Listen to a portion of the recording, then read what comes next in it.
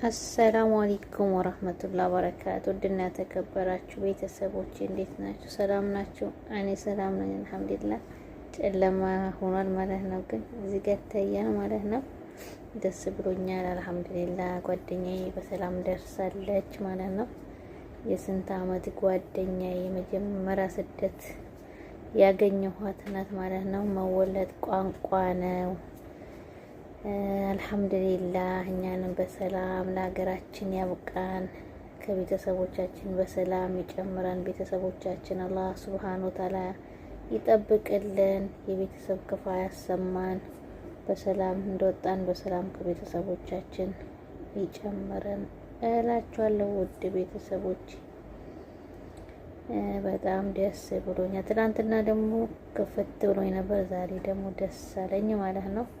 ያው አልሐምዱሊላህ ሁላችንም ስደት አንቀርም መቼም።